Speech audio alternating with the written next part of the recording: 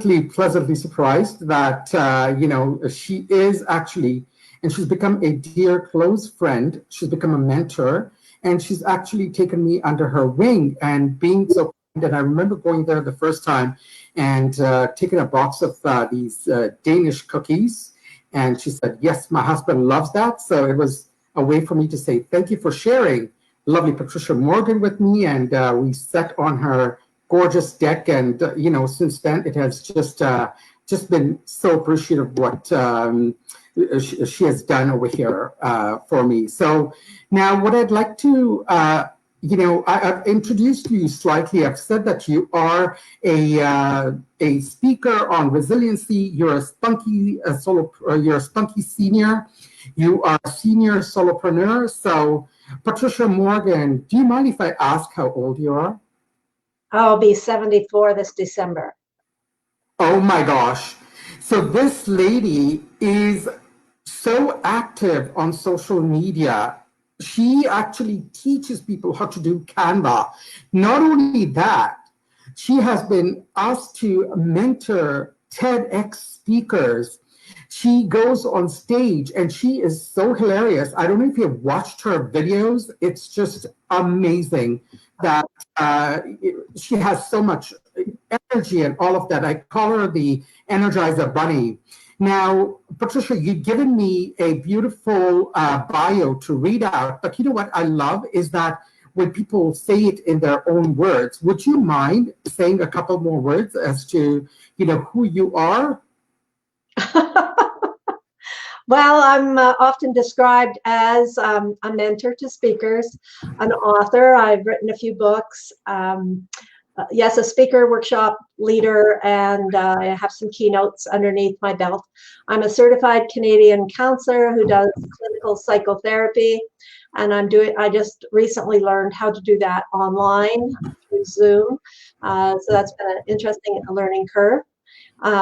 Of course, mother to 3, grandmother to 5, actually great grandmother to 2, and happily married most days. That's enough. That is awesome. So the reason I asked you to come online was because, all of us are going through this during COVID. And what I've been finding is that, I know that I was feeling a lot of angst and anxiety. And I know that I am an extrovert. So during these coronavirus days, there have been so much that's been going on. So many people have been sharing all their things. And so what do you tell people who are worried about their senior parents? And I'll give a little bit of, background to this. My mother recently went to an older home. It's called The Generations, which is a fantastic place here in Calgary. And we were thinking that the move was going to be gradual. However, the way it happened was that it happened really fast. And I was like, okay, fine, I will go visit with my kids, not grandkids. Alnur Rajan, yes, I'm older enough to be having grandkids. But the thing is that just the week after her, she moved there on Monday, and Sunday they closed the doors to that. So, we worry about our parents. Is there anything you can say to help us ease that worry? What kind of things can we do? Right. So obviously seniors are often feeling alone when they are in those senior residence or living on their own previously, perhaps in their own home. Isolation is a significant issue with seniors already. So then we layer that with the coronavirus requirement that we not have physical contact. So it is a huge dilemma. The other reason that seniors often wither up when they become alone is that human touch is very, very important. It's the largest organ in the body. So we need to be touched and to be touched. So how do we do that when we can't even make physical touch? So all of your concerns are legitimate. And you do no one any service by taking up a lot of energy in worry. So I recommend a few items. So here are some ideas that may help. So number one, when you find yourself worrying, decide to do one act. Do the act and say, I've done it. And see if that helps the worry calm down. It might be to write an old-fashioned letter. It might be to phone mom and say to her, I have decided, don't ask people. I'm finding too many people saying, oh, well, how can I be helpful? I'm finding that people are reluctant to ask for help, to add to the burden. So reach out and say, and you decide what works for you. Every week on Friday night, I'm going to call you. Or it could be every day if you have more time, or that helps calm your worry. Passing on your worry to your mom is not going to be helpful.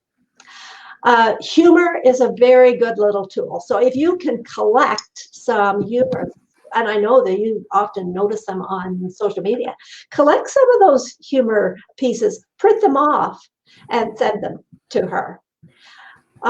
Third item is do use the phone well. And does your mom use technology? So she's got a new iPhone, and she also has early stages of dementia. So she forgets, and she's getting quite stressed that, sometimes she can't figure out what's going on. So I gently remind her, no, I am actually using FaceTime. It's me who's calling you.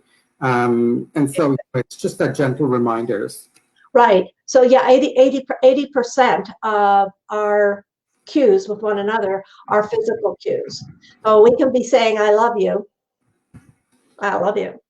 And so if you can have the visual, you're making much better connection. So, but we have to acknowledge that a lot of seniors won't even open up an iPhone or an iPad or a computer. What do we do about them? Use the phone and use lots of verbal expression and share the best thing that happened to you today, and ask them, what is the best event that happened today? What was the best food you ate today? What was the best outfit you saw on your my mother used to call them the inmates in her senior residence. She'd say, we inmates. We're just in the holding tank till we get to heaven, Yeah. I would say to her, well,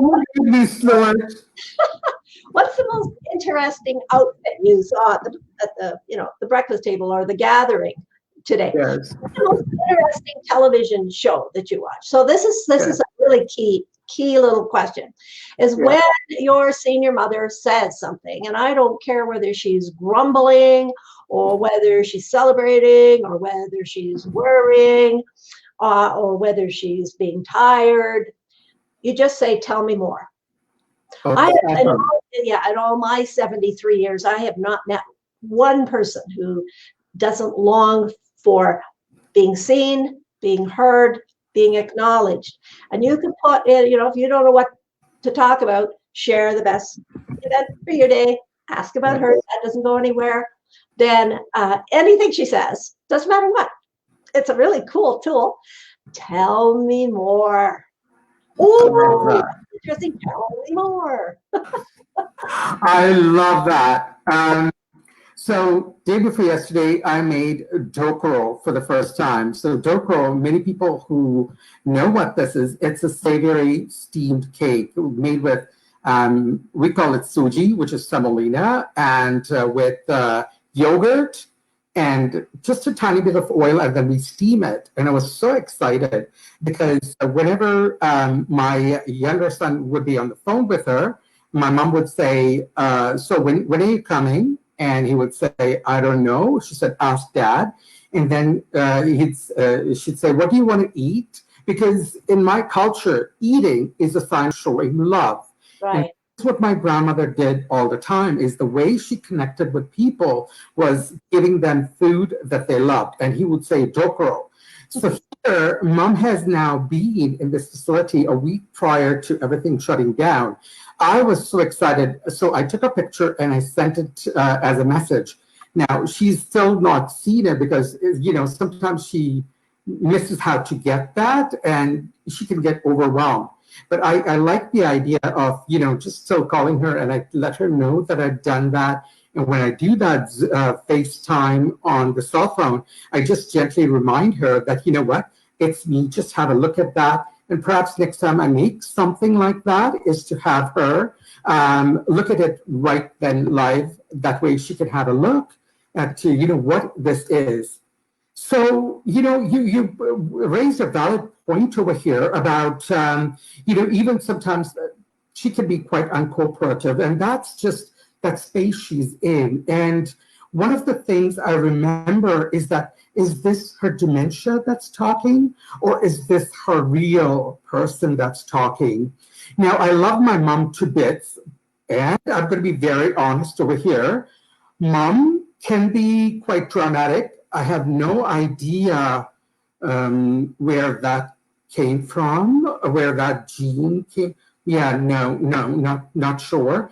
And she loves attention. Again, I have no idea where that came from. But the thing is that she will whine and complain and all of those, and she is very uncooperative. Like, she can be quite stubborn. And so, in the beginning, before she had gone there, or before I started to understand more about dementia, even my maternal grandmother had it, and it was really bad in the end. And, so I'm just getting sorry.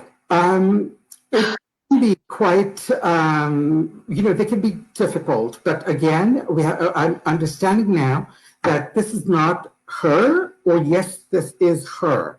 So what can we do about that uncooperation? Well, again, go back, uncooperation. So you want her to do something she doesn't want to do. Yes. So first of all, you have to evaluate the risk. Mm-hmm.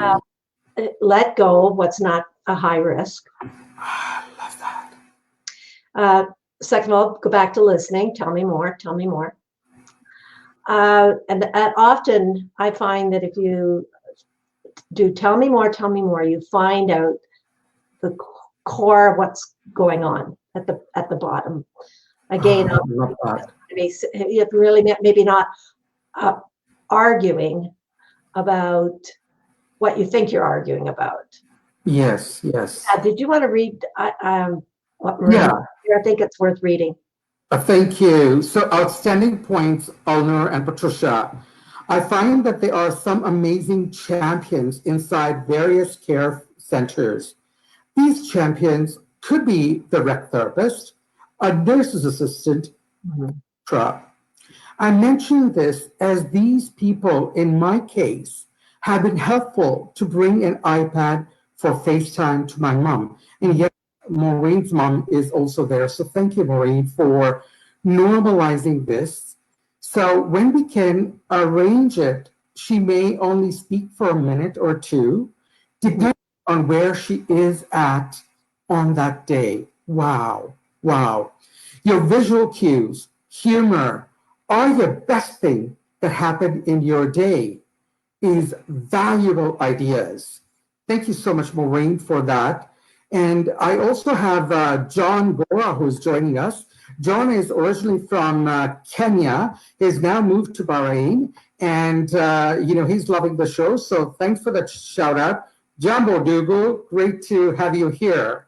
So those are some great points here, Maureen. And what advice do you have for any of the mature, I'd like to use, viewers that are online that are watching right now?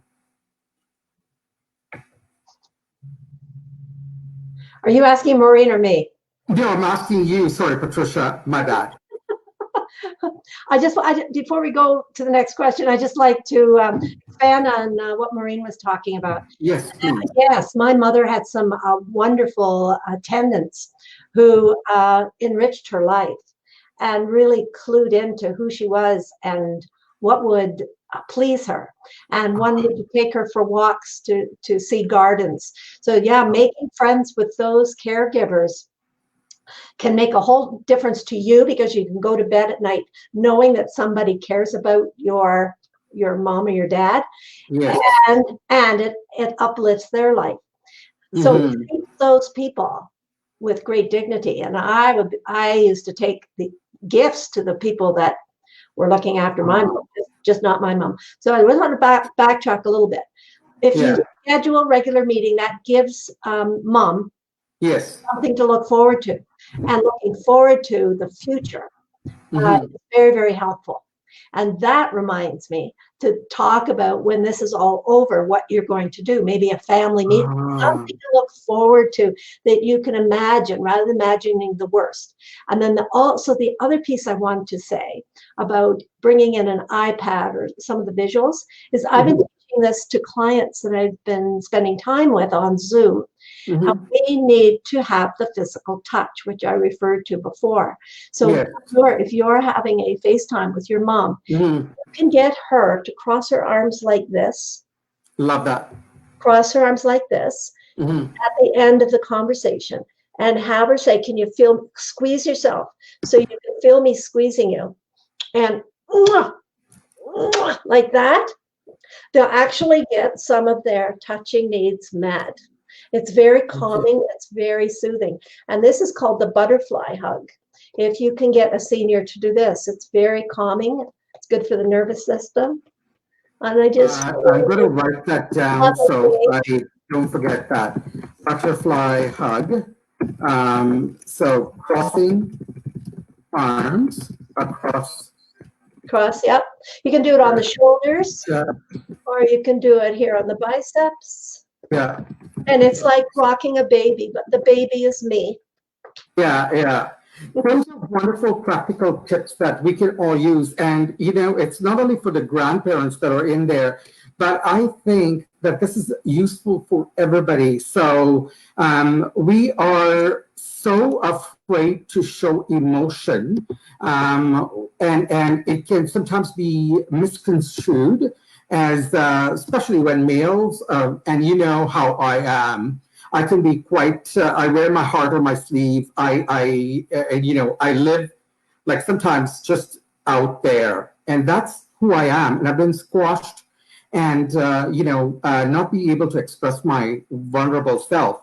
But to where I'm going with this is that not only is this butterfly technique useful for the mature individuals that are stuck in these facilities or even in their own homes where you're not able to watch them. These are good for any parent who has got their children that are living outside or in universities or in a different country.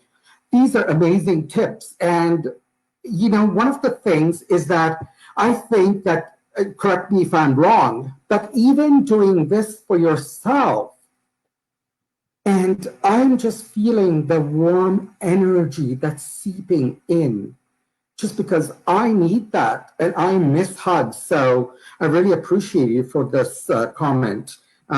Just going to finish that. It's calming. So the other thing is that, so thank you so much for sharing that. Now, what I also want to ask you is that part of my tradition, my culture is how we are raised.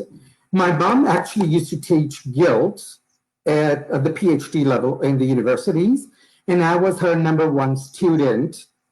Just kidding. Humor. So the thing I'm going with that is that guilt is one of the big things that comes across. Shame is another thing that just is one of the things that I really go to. How can I stop those? How can I make myself feel that, what, Alnur, you're okay. But I always seem to go to that extreme where I'm not worthy. No, I'm not going to dive in with some psychotherapy right here, right now, Alnur. But that old phrase, "Be your own best friend," is a good idea. In the old days, we called what you're asking for inner child work, wounding the inner, helping heal the wounded child within. So I recommend to anybody at any age, become friends with that child. You know, your grandmother and your mother, your dad, the inner circle of your family, they gave you what they could. They gave you what they could. And there are pieces, obviously, that you're longing for. And you need to find it in your circle of, and you've created quite a healthy circle of people. And you go to that circle to get what you need, and you allow yourself to breathe it in. Again, hold that little boy, Al Noor, and tell him that all is well right now. It's a very scary time, and my heart is going out right now to the people in our country in Halifax that had a mass murder just happened last weekend. And so the level of anxiety and fear that's going on in that community is escalated again. So we come into this world. I used another interview, I used the analogy of an egg. Come into this world with a weak yolk or a strong yolk, and then what happens to us either creates a healthy foundation or often a pit of stress. And if you have a childhood of abuse and trauma, it can build this pit of stress that didn't get attended to. We enter adulthood with additional stress called responsibility. And then we add the coronavirus, which pours in some more stress. And so no wonder there are many, many people right now on the planet that their stress bucket is overflowing. Yeah. So those people that were already vulnerable to anxiety attacks, those people that are already vulnerable to negative self-talk, need to take extra special care. And I know that you've got your CBT tools. So at this time, I think we are all wise to up our self-care. Yes. Whatever tools work for us. And if the tools we're using don't work, there are amazing videotapes online. I just watched Eckhart Tolle yesterday.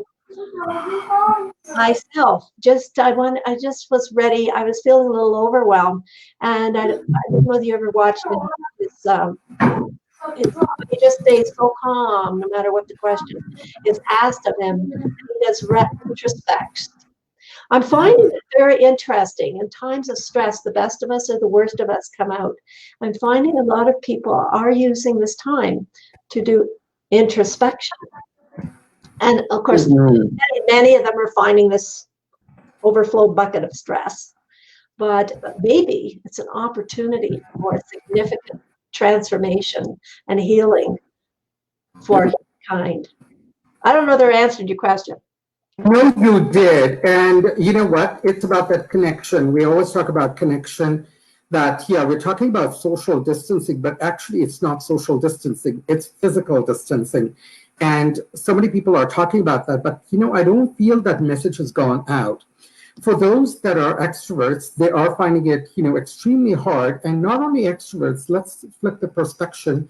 Introverts are finding it because they have to jump onto so many meetings. They have to answer all these emails. And they're saying, well, I'm living in this extroverts world where there's so many people in these Zoom meetings. And then a message pops up that I have to reach and, you know, answer that question while I'm doing all of these things. And so not only is that the thing, but you talked about some very valid points over here, is that we all need help, and you've all normalized. I was just going to put that. I said, notice Patricia also said she too needs help and gets to reach out to make sure that her needs are met. And so that way, what we are doing is that we are telling people that we are normalizing this. Now, you know, I noticed that we have just a minute left, and I haven't actually given a chance for our lovely viewers who are still here to ask questions. Are you okay to stay for another couple of minutes? I could be on this with you. You know, Patricia, so folks, here I'm being really open and vulnerable, is that Patricia has actually helped me numerous times. she had even opened up so she's such a giving heart that she had opened up online counseling, and and not only that, she also started to, add more mentors in. And she just said she's going to be 74 in December. I don't know if I could take a little tiny sip of that fountain of energy that you have and the own youthfulness that you have, because your videos, the hippity hoppity one, the on just one bite when you're talking about you're sneaking into the cupboard and taking a bite of that brownie. And, when the coronavirus started and doing that video on the Bee Gees one, it was right. I just, I need 50,000 of you, and I can be with you forever. So sorry. I'll just give a quick shout out that Laura Jones has just joined as well as we're about to leave. My friend Alexandra Amor, who I've known since many, many moons. She started working when she was basically a toddler when we worked at TELUS. As she still looks, she's got that youthful glow. There are so many people that I haven't actually met in person, but we are connected, and it's just amazing that everybody has stayed on. So any questions before we end this live session? And again, I thank you all so much from the bottom of my heart for staying, and Patricia, for squeezing this in. You really are an angel, and you've been such an inspiration and kindness and everything to me that, as you said, I've developed a great circle and a tribe that really is looking after me, and even looking after my own mental health during these times. So thank you so much. I don't think there are any questions. So, guys, sorry, viewers, I'm being exclusive over here, is that it is 12:32. I will be posting this on the YouTube channel as well. I'll be sharing it with Patricia. She actually, oh my God, she even creates these iMovies out of it. I won't, and she teaches Canva. Can you believe that? All right. And so without much further, thank you. Lots of love, and stay safe, clean hands, open hearts, and clear minds. And yes, we will get through this together. And lots of hugs. And Patricia, I'm leaning in. That way. Yeah, leaning in. There. Kisses. Thank you. All right. Bye-bye, everybody. It was a pleasure. And I'll see you next week. And it'll be awesome. Just going to show this wonderful, Patricia is hot, loving, smart, and funny. Yes, she is. Love that energy and what she's doing for everybody. She is really a godsend. And then Jane, another lovely lady that I've met through, LinkedIn first. We were honored together to be